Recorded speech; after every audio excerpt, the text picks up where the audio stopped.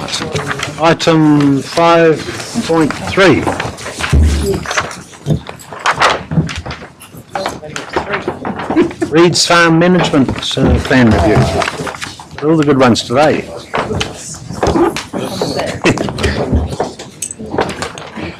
Lodge has been sold. Okay, good afternoon, Jane. Good afternoon. Nice to see you. Right, we're at this one. Right, this is the revision of the Reid's Farm Reserve Management Plan, and I will take the report as read, and I will also introduce Ron Sapsford from Perception Planning, who has been undertaking the review on behalf of us. Okay, good afternoon, Ron. Good afternoon, Your Worship, Councillors. Just following on from Jane's signal, I'll take the agenda item as read. I'll just briefly cover a couple of points. I guess we, just a reminder to the Councillors, we had a workshop about a month and a half ago. The contents of this paper and the supporting material is consistent with that workshop.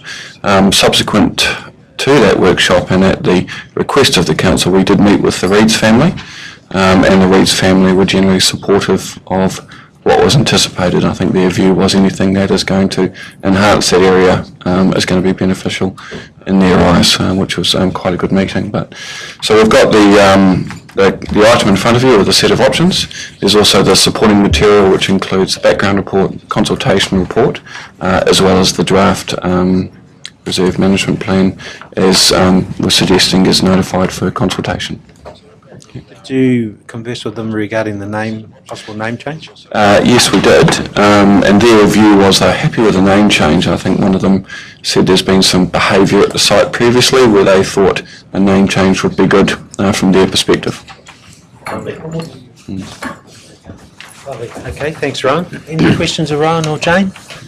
I do have a question. I think it was last week or the week before, we had the police officer here who said on that particular night he went out there was 300 people. 2 weekends ago I drove out mid-afternoon on a Sunday and there was 25 cars as you come through the gate on that top side. And then I looked at the facilities, particularly the toilet facilities. What's the capacity of that area with the infrastructure that we've got? What's the limiting factor? Because we don't seem to have taken that into account. Yeah, and as I mentioned in the workshop, I mean, the plan currently says camping should be occurring up the top only, and the current plan reiterates that, but confines it, but also suggests a bit of landscaping to make the most of that top area, and part of that would also require some capital works of toilets required to service that, the camping up the top there. Where, Mr. Chairman, in the discussions have we got in regards to wardens and security? So within, I guess it's important to say this is about the management plan, but there's also operational discussions which happen outside of that. The options for wardens or security is in the plan, whether the council wishes to go down that path, and it's actually currently in the current plan as well.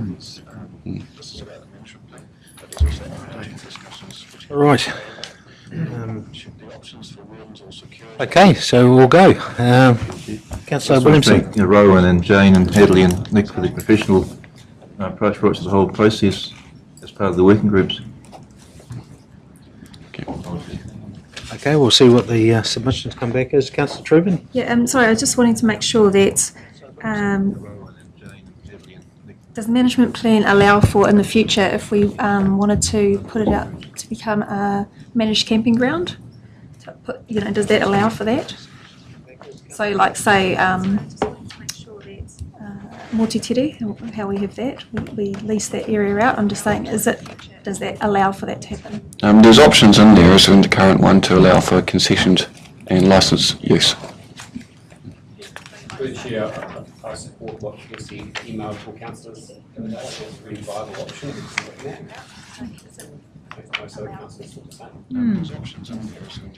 Is that a possibility?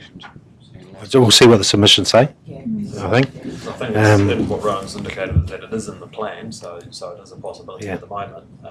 If you were to make that decision, we would want to step you through quite a firm decision-making process to get there. I'd say that it would be a I'd caution you in that process, and that it would be a direct competition with the private sector. And like I said, most councils around the country are trying to get out of operating campgrounds.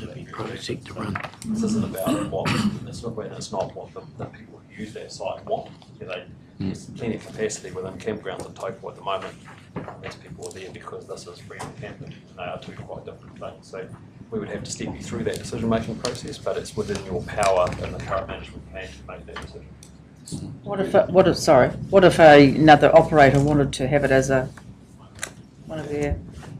I would say the same thing would apply as a council. You'd have to consider how does that work when you're competing with other operators, and if you actually got a capacity issue in the town at the moment for paid campgrounds. What if another operator Because those operators are the ones who are sitting there through the working group saying we actually don't have a capacity to accommodate these people.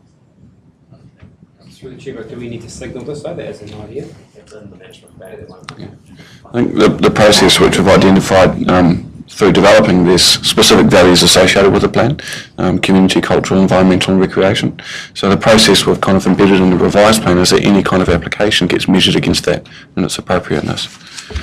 And that would happen through the licensing process. Say that it will happen, but No. it does a mechanism that it can be a second. Yeah, and enables the conversation to be had in a structured manner. Okay, all right. Any other questions or queries?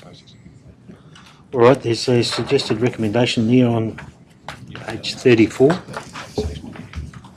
Go out for consultation and make progress on this, 1 and 2, correct?